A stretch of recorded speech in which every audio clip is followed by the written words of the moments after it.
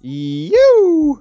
What is up, my beach looking people? My name is Frank here on Beach Looking Guy, and in this video, we are going to be discussing 3 things that most beginners do wrong when starting skimboarding. This video is just going to go over a couple little things that I thought of that might be quick little tips for you guys rather than just one whole subject.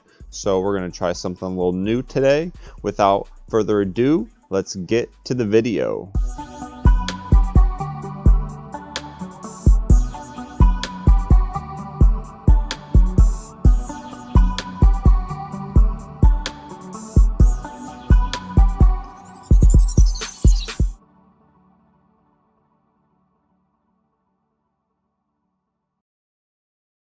In this video, we will discuss 3 things beginners most commonly do wrong when learning to skimboard.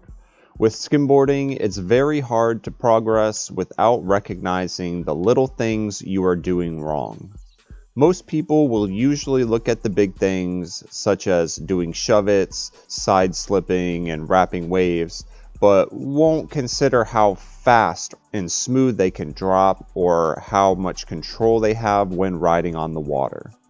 The first thing most beginners will do is get ahead of themselves. Watching pros skim waves in California is much different from what you might try to do wherever you are from. Seeing pros get on such nice waves is not as easy as it looks, and one of the hardest things about skimboarding is learning the basics. Unlike a sport such as surfing, you really have to know how to get on and ride the skimboard in order to catch a wave. That is, riding a skim on just wet sand and sliding along can be equivalent to catching your first wave on a surf. Most beginner skimboarders probably got into the sport after watching some of their favorite pro riders and will go out on their first day trying to do what the pros do. For myself and many others, getting good enough to side slip or shove it can take many months of practice depending on how often you go to the beach. So it's important to focus on the basics as a beginner, and as you get better, you will naturally progress into bigger and better skimboarding maneuvers.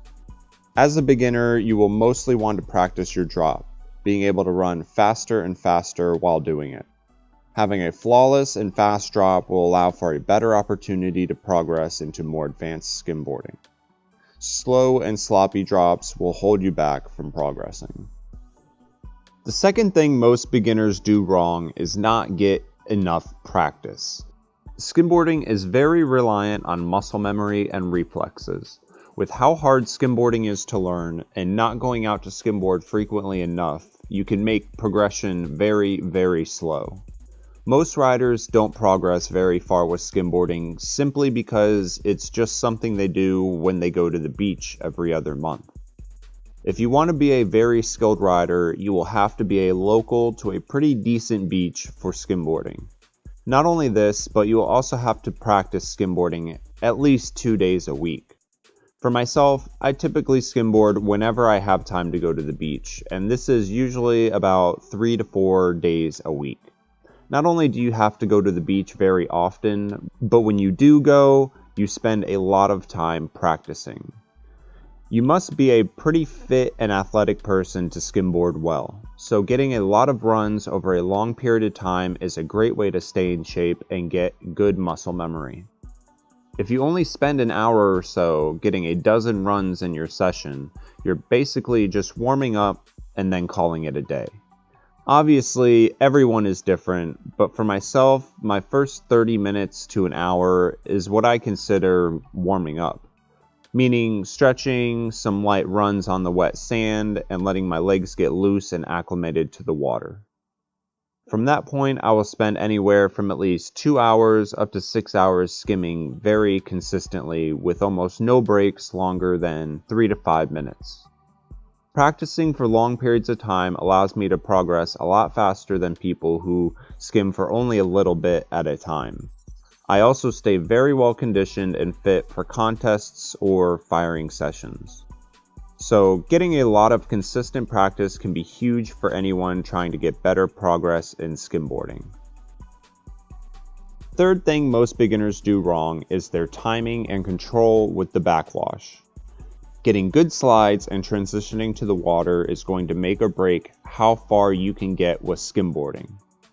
A lot of people have a hard time with reading waves for the best time to drop and slide onto the water, along with having good control when making the transition. For beginners and most types of shore break, you will drop on wet sand. In order to get to the wave, you will transition from the wet sand onto the water. This transition can be difficult because you're going from a very firm and solid surface onto a very unstable and moving surface. So this means you need to know how and when to change your balance and control so that you maintain consistent speed towards the wave. Having proper timing is supposed to set you up not only for a great spot to catch the wave, but it also sets you up for a clean and easy transition onto the water. Reading the type of waves you're working with and how they are setting up the backwash is going to be key. Firstly, the wet sand should have a nice consistency of water and sand. Too much water and the sand is too mushy. Not enough water and the sand is sticky. You want to focus on the next wave that is going to break on the sand. Anticipating how the water is going to break and finding a clean spot to drop, you're going to want to set up a transition that will be as smooth as possible. So, anticipate where the backwash starts to reach its peak and allow the white water to settle. As the water settles, it creates a smoother transition onto the sand. This is the ideal point in time you want to be hitting the transition onto the water. But you also need to be aware of any other small waves popping up that still might mess up the transition. Anything can happen during the time you are dropping and approaching the backwash, so always be ready to react for unexpected bumps, or as I call them, ankle biters. If you're reading the waves correctly, you should be able to go over the transition and slide on the water without any waves making you fall. Controlling the transition mostly comes down to how much pressure you apply to the nose as you go from sand to water. Not only can it be a little bumpy, but it can also have a big change on how the board feels under your feet. The water has less surface resistance on the board, so when you slide onto the water, you will often gain a burst of speed. As you approach the transition, bend your knees and prepare to react for a fall. Coming up on the backwash, read how smooth or bumpy the water is with the sand. Depending on this, you will want to let some pressure off of your front foot. Releasing the pressure off of the nose allows the board to stay on top of the water and make a clean transition. With too much pressure, you will experience the board smashing into the backwash rather than going over it. Well, that is going to be it for this video, guys.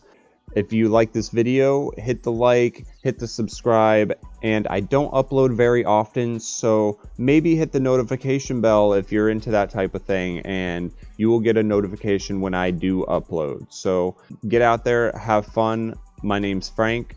I'll see you next time on Beach Looking Guy. Later.